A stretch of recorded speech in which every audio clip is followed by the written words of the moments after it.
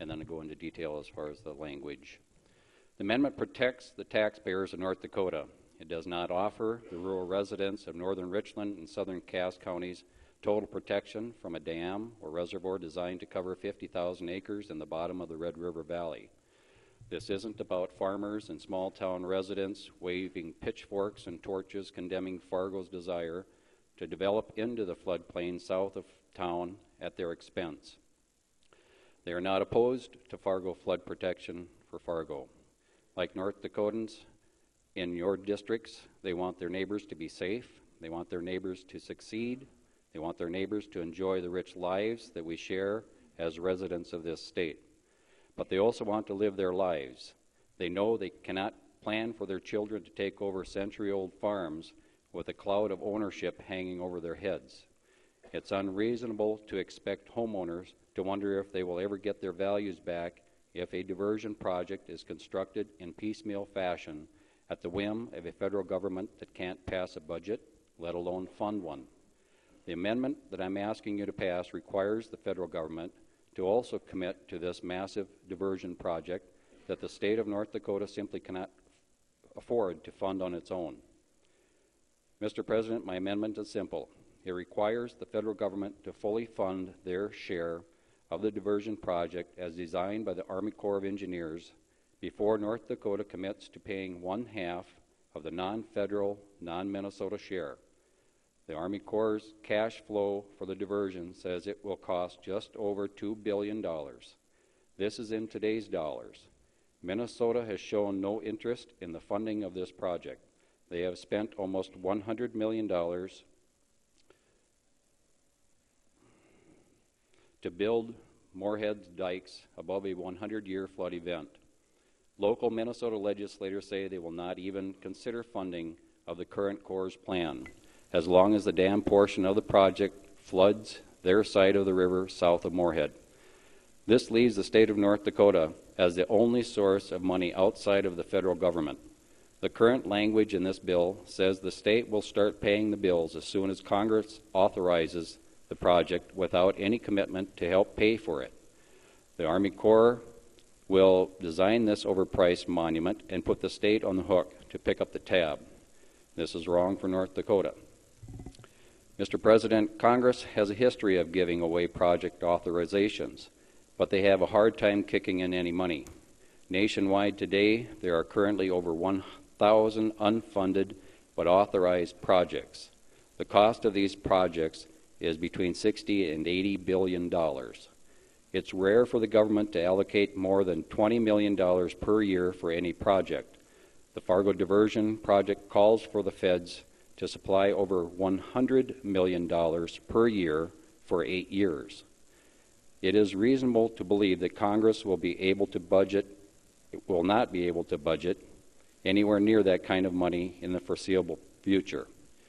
If the Senate approves this bill's current language, North Dakota will dangle on the end of the federal government's rope again. Congress will decide how much money our state will spend. The bill says the legislative intent is to spend no more than $450 million on flood control. Think about the math for a minute. The cost of this project is estimated to be $2 billion. The legislature has already allocated $75 million, with a large portion of that already spent. If Minnesota does not come through, and it's unlikely they will, North Dakota's share will be $560 million. This bill doesn't come close to covering even that. This current bill language specifies the state will pay 1/2 of the local share. How will they make up the difference? I think I can predict with certainty they will be back when the $450 million is spent and they have a half-completed ditch and no improved flood protection asking for more money. That's going to happen even if the federal government steps to the plate. Our state water commission engineer testified before the Appropriations Committee that when the state has spent money on Corps projects before the federal government starts paying their share, the Corps has not given the state credit for what has been spent. So that increases the local share. The state and local sponsors could spend almost $1 billion on this project, and if the federal government delays their share, it would ignore what has been spent for their share of the agreement going forward. A couple of things about the projected costs. The $2 billion price tag assumes Army Corps has estimated the cost of the project correctly. The two most recent Army Corps projects in our region were a 3-mile diversion in Breckenridge, Minnesota, and a 4.5-mile diversion in Roseau, Minnesota. The cost of those simple projects will more than double the estimates by the time they are finished. The Fargo project is 36 miles long and crosses 4 rivers. Yes, the rivers will cross over the top of the diversion and not dump into the diversion. The Army Corps says they have never built river crossing structures like this before, but they have seen them in Europe. Mr. President, the critical issue this amendment addresses is what happens in the likely event that Congress hands out authorization with no funding. This project becomes federally mandated spending with no funding, and we end up holding the bag. Your constituents, the people of Bismarck, Minot, Devil's Lake, Zap, doesn't matter where, everybody in this state is going to be paying for it. A diversion is not Fargo's only protection from a flooding Red River. Despite the dire predictions of a river flooding in the east this spring, the city of Moorhead is more at ease because of the efforts that they've put forth in the past to build up their dikes and levees. Fargo needs to do the same. The city has developed a $247 million plan to build that protection. They need to finish their dikes and levees. In 2008, Fargo developed a plan called the Southside Flood Protection Project to protect the areas for future development. A former governor of this state promised them $300 million for flood protection when that plan was on the table. The legislature appropriated $47 million in the 2007-2009 sessions to plan and to begin construction on the project. It was shelved to pursue the diversion. They need to reevaluate those plans if the federal government isn't going to participate in the diversion. Fargo and the state need to participate in a basin-wide approach for flood control in the Red River Valley. Credible state-funded studies show that holding water on streams, tributaries, retention areas, and farmland throughout the watershed can benefit everyone in the valley, and it can be done in conjunction with other flood control projects in and around Fargo to give them the protection they need. I would like to ask the Senate to prohibit the building of the dam that floods these out these homes, cemeteries, farms, etc. But I don't want to cloud what is the most critical issue of the residents of your districts either. The state needs a commitment from the federal government, and that's that they will pay their share of the project they designed and not dump it on the rest of us. We don't need another unfunded federal mandate. Authorization is free. Requiring funding holds them accountable. Mr. President, like I said earlier, it's a simple amendment, and that it adds to the federal authorization that the funds are used only for levees and dikes until the full federal share of the cost is appropriated. We know what that fully funded means. It's the stated cash flow requirement, local and federal sources in the final environmental impact statement. This is reasonable, it's responsible, it's logical, and it's a language that needs to be in the bill. Thank you. Further discussion on the proposed amendment. Senator Schneider. Mr. President, just a procedural note, a reminder that Mason Section 112.7, members don't have the right to read their own speeches without permission of the body. Certainly not trying to single out any senator here. Both sides have not asked permission before reading their own written speeches. But just on this important topic, I would appreciate if we would ask that permission first before we read speeches from the floor. Thank you. Senator Mathern. Thank you, Mr. President. I would ask us to vote no on this amendment. What we're talking about here is a potentially $2 billion project, probably the largest project ever in the history of North Dakota in terms of flood protection. And the amendment essentially suggests that the federal government put its foot forward first. we're going to be asking the federal government for a lot of money.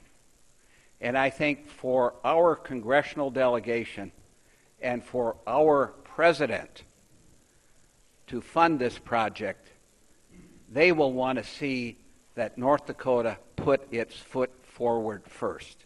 So I think that's the difference between the amendments that have been adopted and the amendments offered by the senator from District 25. I think his intentions are honorable, but it essentially asks the federal government to act first. I think it's important that we demonstrate to the federal government and to ourselves we believe in this project. We will take the first step. So I ask you to vote no on the floor amendments. Thank you. Senator Larson. Mr. President, I'd like to request a recorded roll call vote. Are there 8 senators willing to stand in support of Senator Larson's request for a recorded roll call vote on this proposed amendment? Yes. The answer is yes. We will proceed by way of recorded roll call vote when the time comes at the request of Senator Larson. Senator Dotson-Rod. Well, thank you, Mr. President, members of the Senate. I would encourage the Senate to support these amendments. When this bill, House Bill 1020, came over from the House, there was a line in Section 7 that said, notwithstanding any other provisions, no public funds may be used for the construction of ring dikes or water retention structures associated with the Fargo flood control project. That language that was in the bill when it came from the House assured us that the dollars that the state would put in would be used for the levees and the dikes and the things that are not related to the federal project to protect the city of Fargo from flooding. I was very disappointed to find that in the last few minutes of the possession of this bill by the Appropriations Committee, they adopted Section 7 of this bill as amendment to Section 7 that says the Fargo flood control monies are available only for levee and dike protection until federal authorization is received. And as we've heard, federal authorization is a relatively minor step. It's more pro forma, and it appears to be automatic. If there is no federal revenue, if there's no federal funds, this project changes dramatically. It really is critical that there be federal dollars involved here. Without the federal dollars, this project changes and becomes a state project. And if it's a state project, we don't have a state agency involved. We don't have state oversight. There's no state responsibility. There's no reporting. The state is really being asked to just be quiet and start writing checks. I think that if this is going to be a state project, and that is what these amendments that are proposed say, that the funding of the state is contingent upon federal money, that there be some federal money here. And I think that's real important. I don't see how we as state legislators can approve a project that is a federal project with no federal dollars, that is going to require the state to be writing out the checks, the state to be making the payments. And this is a very big commitment. It seems to me we should have our eyes open here. If this is to become a state project and we're going to pay for it, we should know that before we pass this bill and commit to this spending. We've heard that in our tax committee from the DOT that their costs since 2001 have risen 11% per year. We've been told that we should expect construction costs to be up 25% 2 years from now. So the $1.8 billion that's attached to this bill, we can easily predict is going to grow to $2.5 billion and beyond by the time it's done. So we are dealing with a very, very large project.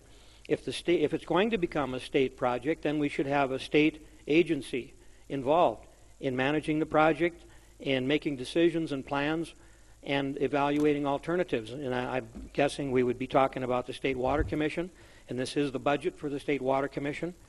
And I myself personally believe that if this project had been organized and evaluated and planned by the State Water Commission, that at this stage we would have a different looking project than we do right now. This is a federal project, It has been organized with a local sponsor. The Fargo, or the State Water Commission, if they were in charge, and if they were developing the project, they would take a regional approach. They would look at the other alternatives, and I have no way of knowing, but I am quite confident that we would have a project that looks quite a bit different than this mammoth project that has rivers crossing rivers and just a construction project that goes on for over 8 years. So I think it's real important for the state legislature, if we're going to be funding this project, and it's going to be a state project with no federal money, that we really need to know that. And these amendments basically ask the federal government to make that commitment so we know what it is we're getting in for. I think it's very important, and I think it's a key part of this project. And so for that reason, I would hope the Senate would support these amendments. Further discussion, Senator Judy Lee. Mr. President, I urge rejection of this floor amendment. Just a few words could make a really big difference in how things go, and this would be one of those examples, and that's for sure. We hear about it being a regional project. This is a regional project. It's a 36-mile project we're talking about here. This is not just protection for Fargo. If it was, why would I care a whole lot? I don't live in Fargo. But I care about it not only because it affords additional protection for my community, but because it changes the risk for people all over our region. As you all know, the Red River flows north. 6 tributaries run into the Red as it's moving along.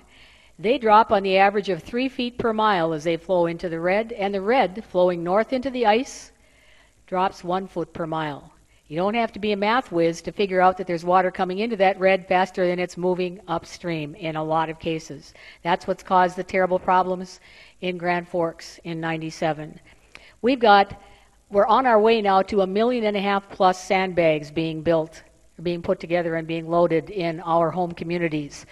It isn't just people who live on the river that are working on that. People from throughout the whole region, students, business people, volunteers of every sort. In my home church, they've got a great big refrigerator truck outside. They're putting together sandwiches for the workers. The folks who aren't capable of slinging sandbags are making sandwiches. This is a community-wide effort, and this is terribly important. It's also important to recognize that there's more than one source of funding here. And if we move forward here, even if this wasn't in the President's budget, once it gets authorized, we have access to the nearly $1 billion worth of money that is in the Corps of Engineers budget, and the money for some of this work can come from that. We have completed some of the design work on this project already, and so some of the construction could start. It would be not on the big project, but on other things that need to be done to provide relief from overland water, which is a big threat to the north of West Fargo and the west of Fargo, retention through the city of Fargo so that less water has to be retained south of town, and the Oxbow, Hickson, Baki areas south of town. There are all kinds of efforts that need to be done, and they have to be funded in order to do that. So keep in mind, there isn't just one source of funding for this. Also, both the City of Fargo and Cass County residents have voted to impose on ourselves sales taxes, so we're paying a local share in addition to what the state is being asked to do. This is a partnership of every sort, and it is just extraordinarily important that we move this forward. So I encourage you to reject this amendment. I want you to keep in mind that we lose thousands of hours of work and millions of dollars of productive time, never mind the people who are affected, thousands of people and millions of dollars worth of property that are at risk darn near every other year at this point. We can't keep on doing this. It's just too expensive in time and resources and fatigue to keep doing this. We can move forward in this in the same fashion as when you borrowed the money for your home. If you purchased a home, the bank isn't going to give you an approval for your mortgage until you have demonstrated that you have the down payment available. Then together you move forward with that purchase. That may be a lame little example, but it's one many of us have had have been exposed to in our own lives. We have to make a commitment here on the state level. We cannot hold up this project. It's terribly important that it go forward, not only for the good of the southeast North Dakota Valley, but for the entire state of North Dakota, because we're all in this together. The people in the valley care about what's happened in Minot and in Bismarck and in all the rural counties that have flooded in this state and have tried to rise to the occasion to help them. And now it's time to put it together and take care of the Southeast Valley. So I urge you to reject these amendments and support 1020. Senator Sinner. Mr. President, I also urge the rejection of these amendments. No district in North Dakota is more affected by flooding than District 46. We have fought floods after flood after flood. My good friend on my right here from District 20 used to live in South Fargo. His home, his childhood home, has now been taken by the flood of 1997. And all of you know the enormous costs to the city of Fargo every time we face these major flood events. It's enormous. The other thing that's truly prohibitive will be the cost of flood insurance once the new flood level is moved up to 42.5 feet. That means we need to have 3.5 feet of freeboard above that level to be certified out of the flood zone. That will make all 4,000 homes in my district subject to flood insurance that has to become actuarially sound, could cost up to $1,000 a month per home. It makes home ownership in Fargo prohibitive. Of all the plans that have been discussed from the beginning of time, this is the only plan that has the energy to get done. I urge the rejection of this amendment in support of the bill.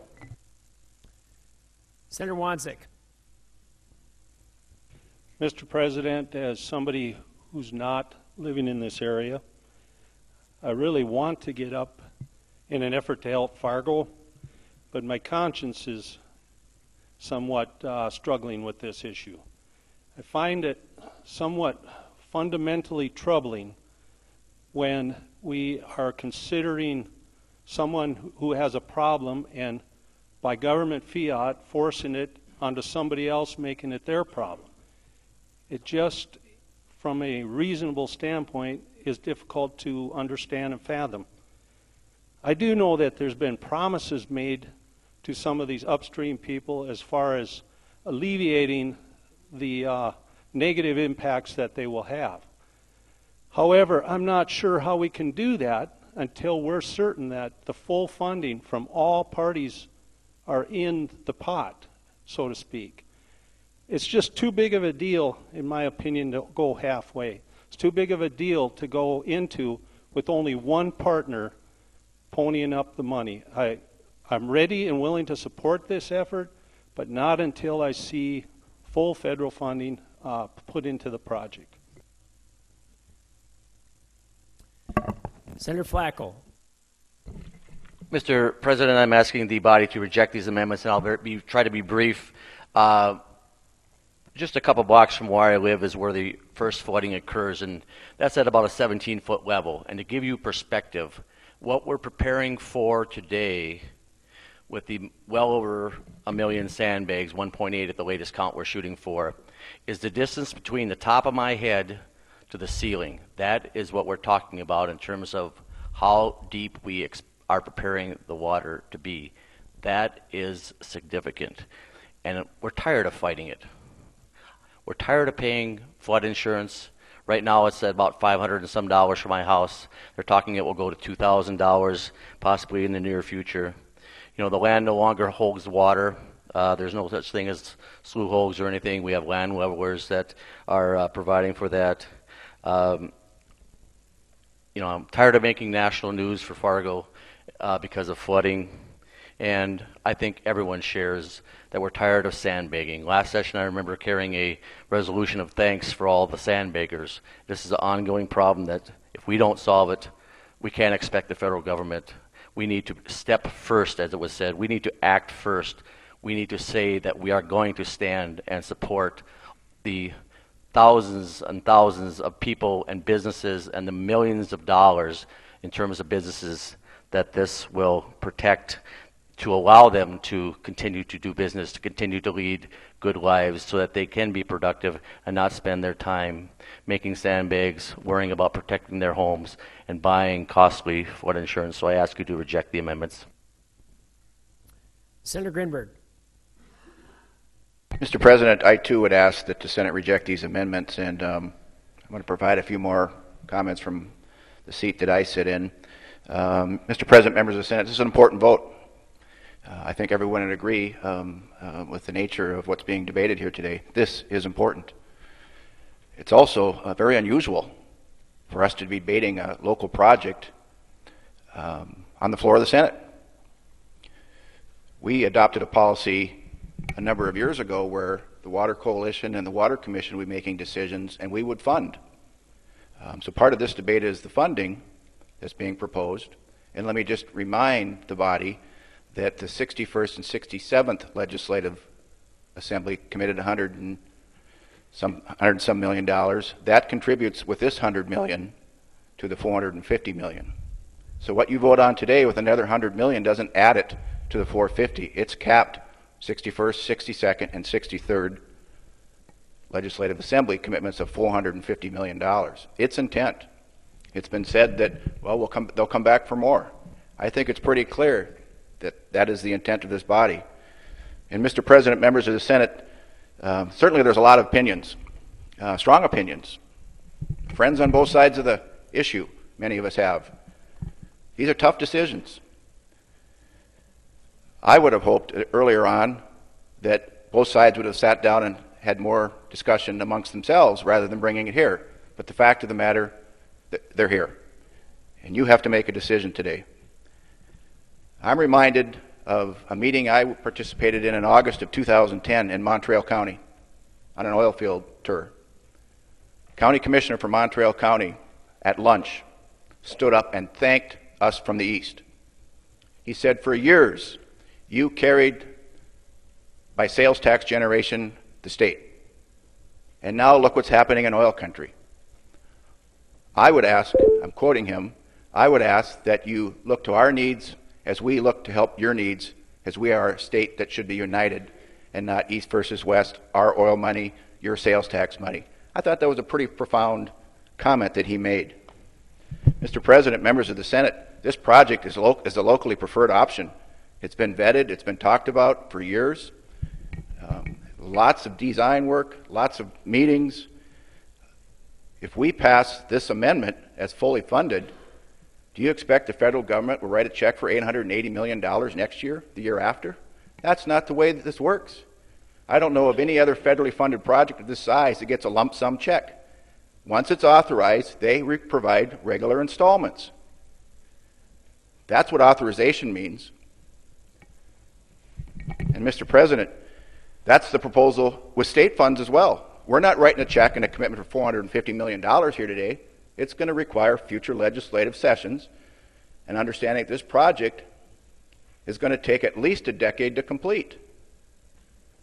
So you need to keep that in mind. Fully funded kills this project because the federal government will never write a check for that amount of money. They wouldn't have written the check 10 years ago when they were flush with cash. It's not how it works. Mr. President, as I mentioned, the locally preferred plan is what's before you today, and I believe it needs to have flexibility. I believe the leaders on the Diversion Authority need to continue to work with the upstream interests and find a compromise. In my discussions to date, one side's been willing to compromise, the other side has not. All or nothing. Well, now today we're saying, well, if it's appropriated, then maybe. And Mr. President, the other thing you need to understand is FEMA has changed their flood maps. The senator from District 46 has mentioned that. Right now we're levying to 39.5 feet or 42.5 feet with 3 foot of freeboard. If the changes without permanent 100-year flood protection take place, and we have to go to 42.5 feet, that's another 3 foot of freeboard, 45.5 foot levees through Fargo. That's going to require at a minimum another $500 million. Where's that going to come from? So you need to really take a look at the perspective around what's going on, and FEMA flood changes affect all communities in the state. And the number that I've been told by leaders who know this better than I, probably better than most of us, they work in water, they're engineers, is $10,000 to $12,000 a year in flood insurance. Now, I'm not going to stand here and accept the people I represent that we're going to decimate Fargo by not doing something and requiring an ultimate $10,000 to $12,000 a year flood insurance premium. Mr. President, that's just not practical. The other thing that needs to be mentioned, it wasn't in the President's budget. Everybody knows that. Everybody's read about it. This project by the U.S. Corps of Army Engineers is number 2. And when this budget is passed, there will be a block level of dollars that they will, from what I've been told, will dedicate to this project, irregardless of whether it's in the President's proposed budget for next year. So at the end of the day, you have to make an important decision. A lot of opinions, a lot of ideas, but we need to make a decision to move forward to give confidence that for 200,000 people, there's going to be permanent flood protection. And Mr. President, I'd hope that everybody votes no on this amendment. Senator Triplett.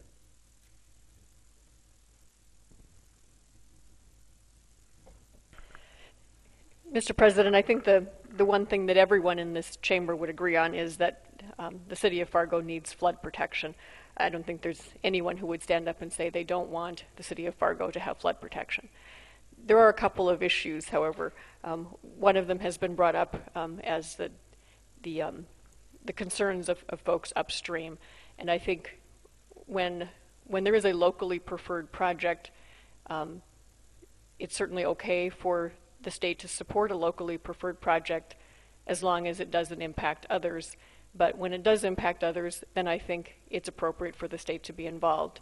And I think it is nothing short of incredulous that our state water commission has not been involved in the planning of this project.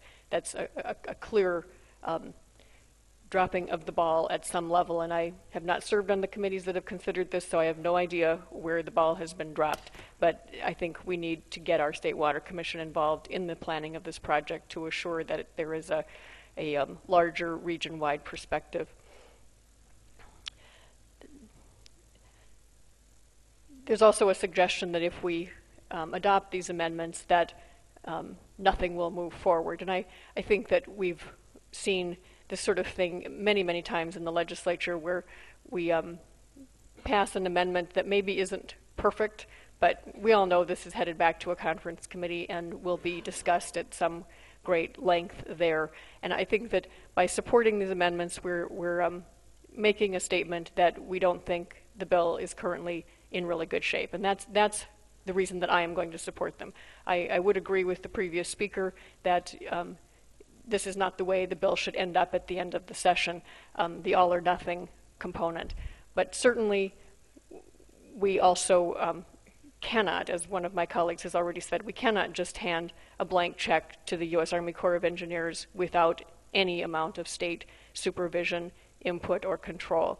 So I would urge the body to pass these amendments, get this matter into a conference committee so it can be worked on further, and make sure that we are balancing the interests of upstream and downstream, that we're balancing the interests of federal versus state versus local, and that we have some serious conversations about what the state's role is in developing plans and policies. If the state is going to be asked to pay the large majority of a project like this, we simply have to have our state agency, which manages water, involved in every step of the process. Putting little amendments in their appropriations bill is something less than the level of involvement I'm looking for. I would urge a yes vote on the amendments. Senator Lafine. Mr. President, I'm going to vote against this amendment and for the bill as well. I've had the opportunity to work with the Army Corps of Engineers 3 times as the master planner for communities that have gone through some floods. And I can tell you that there's been some discussion about whether the Army Corps of Engineers can do a project like this. Can they go under 5 rivers? And I can tell you that if the Army Corps of Engineers says they can do it, they can do it. They are this world's preeminent engineers. If they have a plan and they say it will work, it will work. We can question at times how they manage water, but there is no questioning their ability to engineer. So what happens if the feds don't show up with their money? Well, we likely do this the North Dakota way. A $1 billion project, or I should say a $2 billion project, likely becomes a $1 billion project. It'll look very much like the Army's plan would have, but the Army's plan will be a Cadillac. Their money will just take our project from good to great. That's what will happen if the federal government gets involved. So the water has to go somewhere. Somebody's going to be impacted. If we run it all through Fargo, it becomes a downstream issue. So the water has to go somewhere. And the Army and the city of Fargo have figured out the best place to try and do that, and then we deal with it and mitigate it from there.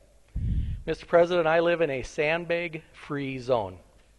I can't tell you how special that is this time of the year when Fargo is facing what they face every spring.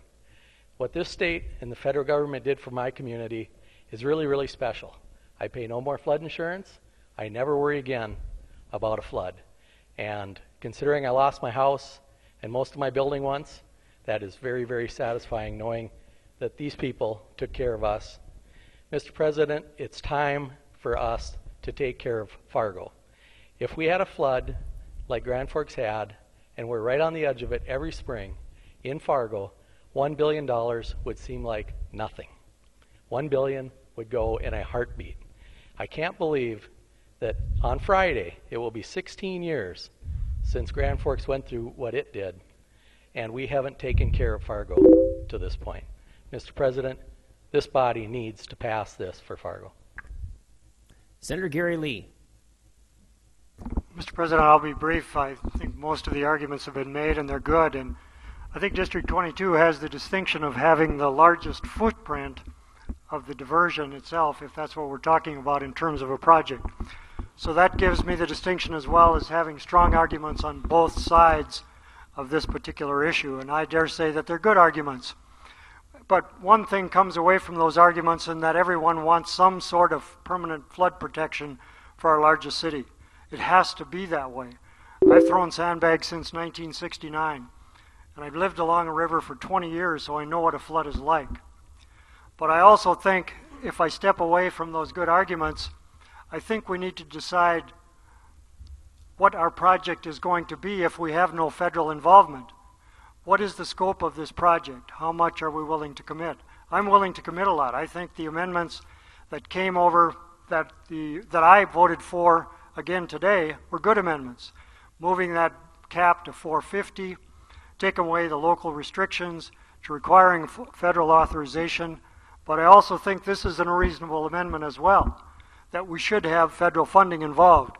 I'd rather see it worded a little differently, so I think it's important it get to conference committee. So I think as we step back from all these arguments and all these maybes and could be's and should be's, that we look at our own fiducial responsibility here as legislators and what is the project that we're going to fund. I think we need to know that. I think we need to know if it's going to be a full diversion, just the north branch or the south branch, or what it's going to end up being if we don't have multiple financial partners here. So I think that is the issue for us, is to decide whether we're going to go forward with a project that we are going to fund and the locals are going to fund, or if there's going to be federal involvement. It'll be back again in 2 years, no question about it. And we have a conference committee and a couple other votes besides determining what the end result of this bill will be. So I think we should vote for the bill with the amendments and move it forward. Further discussion still in the sixth order. The proposed amendment by Senator Lewick. Senator Berry. Well, Mr. President, this floor amendment I would urge rejection of. The main issue at hand here is whether or not the money is already given by the federal government as opposed to authorized and therefore promised.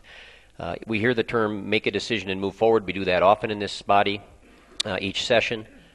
Most recently, we overwhelmingly expanded Medicaid, which will benefit the citizens throughout this state. And in doing so, we did so with the promise that the federal government was going to be funding 100% of it for the next couple of years, and then 95 and 90 and considerable dollars off in the future, similar to what this project is looking at. And so it is not unprecedented. In fact, it's quite common that we move forward on issues based on what the federal government lets us know they're planning to do or what they're thinking of doing. And so in this case, the fact that they have authorized this, as was mentioned by the senator from District 41, it's very common for an authorization to be made and then ultimately installments to be paid. And so as we move forward, just as the senator from Grand Forks said, if Fargo has a major incident, $1 billion will go very quickly as it relates to the damage and as it relates to the economy throughout this state. So although we all represent our own districts, we generally try to look out for the good of North Dakota in this body. We do that often as it relates to the oil impact and the money that goes to infrastructure there. And in this case, as it relates to the economic vitality of Fargo and what that provides for the state, I think we can all realize that there's a lot of benefit for everyone in this state to a permanent flood solution in Fargo. So I would urge a rejection of these amendments and a passage of the bill. Senator Storvag.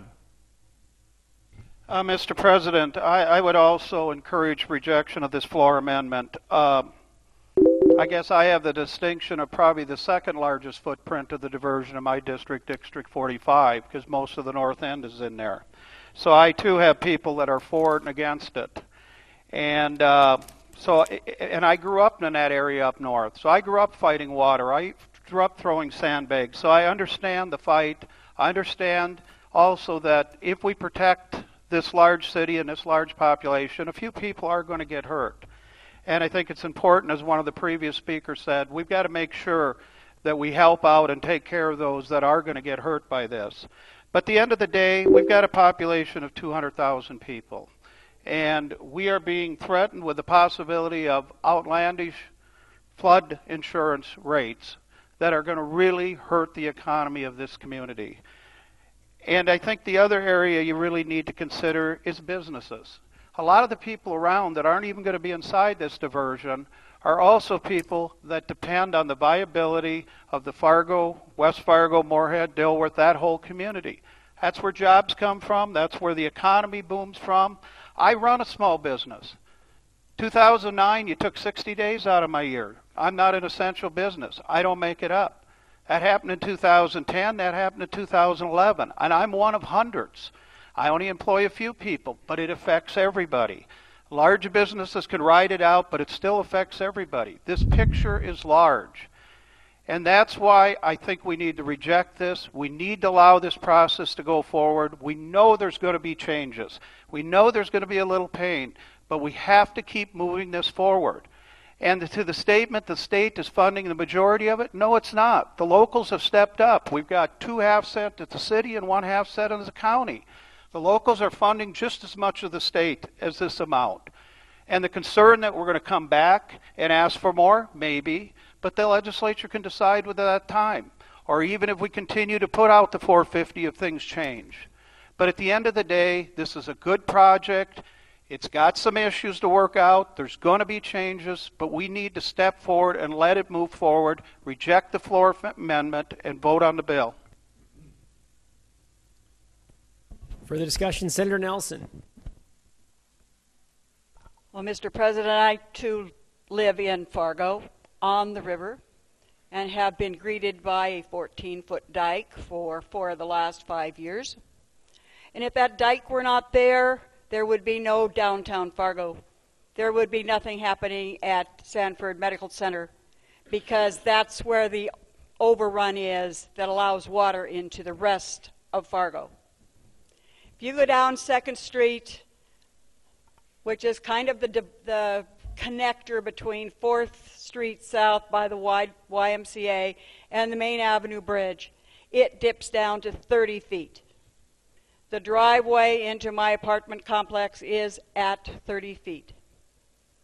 The projected, as the senator from District 44 says, he's out by a local golf course where it goes down a whole lot lower than that. Between us, we share the Oak Grove area, which was built in the 1800s. And those houses, most of now, are gone. There are at least 3 members of the current Legislative Assembly who have lost their homes, and several others from years gone by who have lost their homes because of the flooding. I will lose my home by 2016, and I'm okay with that, because I know that that land that my apartment complex is built on is not the most stable of land. I remember when it was Front Street and when they had to put a lot of fill in and build up First Avenue South. It is not stable enough to hold what needs to be held. So that apartment house will need to go along with the 123 families that live in it. But we will do it because we know that the economic base of Fargo is dependent upon being flood-free, and we need to help with that project. So I hope you will reject this amendment, and let's get on with what we need to get done. Further discussion, Senator Lewick.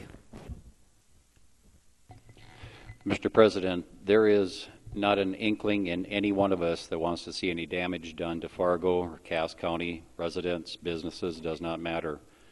That is not the issue here. We are looking at maybe the quickest way that we can get Fargo protected, I think is something we all need to adjust our thinking toward, and how we can resolve this problem. One of the questions that was, one of the comments that was brought up was the largest footprint in the diversion. My district is going to suffer horribly because of the footprint of the staging area that is in my district. And it's tough to swallow because they were dry before. Now this diversion is going to basically give the lower area that Fargo wants to develop into the right to develop there, and it pushes that water back onto the high ground where my constituents live and farm and have their businesses, and now they're going to be displaced. And that's troubling for me. If you look at the stability of the soil that's been talked about, that's another issue in this very same clay that is all over in the Red River Valley. It's not very stable. And we're looking at a massive project here with a tremendous amount of weight. We have concrete structures that are going to be very, very heavy, and it's going to take some very elaborate types of construction to make sure that they don't settle and ruin themselves. Also, if you take a look at, just for example, concrete overpasses along interstates, they tend to disintegrate all by themselves just from the freezing and thawing events that happen in this country. And now you're looking at these structures that are going to be very, very expensive. They're going to be needing to be maintained. And if you look at replacing these structures, maybe in 20 years, 30 years, I'm not sure how long they would last, but they're going to be very, very expensive to maintain. What I think needs to be looked at here by the state organizations, not the federal organization, is that we put together something that is more basin-wide and that it addresses more water retention up and down the Red River Valley, and looking at working with the areas that have been identified already, working with farmers that are willing to store water on their property, looking at increasing dramatically the number of acres that are just agricultural field tiled. Many of you don't understand how much soil, the soil profile can actually hold water underneath the ground, and it is tremendous. There are other avenues that we can look at that we do not have to destroy all of this wonderful farmland that's going to be permanently lost underneath of this footprint of the diversion itself, and then the temporary loss of the area that is in the staging area. There's a better way to do this, cheaper way to do it, and it can be done by state funds if that's the way that we're going to look at doing this. And I actually prefer that that would happen because I've been involved with some federal Army Corps projects myself, and they didn't turn out so great. And the city of that's on Minnesota side that I had mentioned earlier is one of those projects. It ends up being very costly, and it's not organized very well. So I'm hoping that we can pass this amendment and get a better handle of it by our state agencies and look at it again once those semi-permanent and permanent levees are put up through the middle of Fargo and then or on the edge of Fargo, and then reevaluate it just to find out what we really do need to address and how big a type of diversion that we're talking about needs to truly be. So I'm hoping that we can pass this amendment and pass the bill. Further discussion on the proposed amendment to House Bill 1020. Senator Triplett. Just briefly, Mr. President, from some of the previous comments, there seems to be some amount of misunderstanding about what this amendment does. And if you refer to the bottom of page 1 and the top of page 2 where section 7 is, it is very clear from the language of the proposed amendment that there is no effort to stop the levee and dike protection system from going forward. The issue is whether the diversion should go forward pending federal funding, but this amendment does not propose to stop the building of dikes and levees through Fargo. So any suggestion that this amendment is trying to leave Fargo completely susceptible to floods is just inaccurate, and I would encourage you to take the 10 seconds that it takes to read those 4 sentences before you vote. Thank you. Senator Grinberg. Mr. President, I would concur with the senator from Grand Forks' assessment on that as well. I mean, I didn't catch that, I guess, but if people are wondering that is not the case. Mr. President, just a couple other comments. The staging area, just for those not familiar with the area, as I understand the predictability in the staging area, an event to hold water behind that dam would happen at one time in 10 years is the numbers that were presented to us. And I think it's important to recognize as well is that the meteorology maps over the last number of decades have showed increased moisture and trend line that continues to put more moisture in the valley. I think that's important to recognize. It's not going to hold water every year. Only in events of major magnitude will that happen. And I thought that was important to point out. And that, as well, Mr. President, the current Farm Bill has $50 million for retention efforts. That will be spread across the entire country. What was proposed was $500 million. And further, retention efforts that have been studied by the Army Corps of Engineers would hold up to 400,000 acre-feet of storage upstream. That would have about a 1.5 foot impact, not enough to provide permanent long-term protection based on what the Corps has studied and the information that's been shared with me. So I just thought those 2 points were worth noting. Any further discussion on the proposed amendment?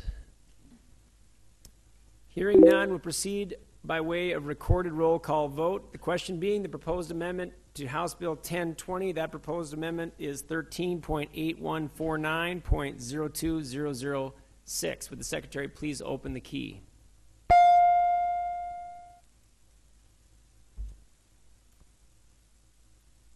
All senators have voted. Any senator wishing to change their vote? Secretary, close the key. Final tally on the proposed amendment to House Bill 1020. 24 senators voting yea, 23 senators voting nay. The amendment is adopted.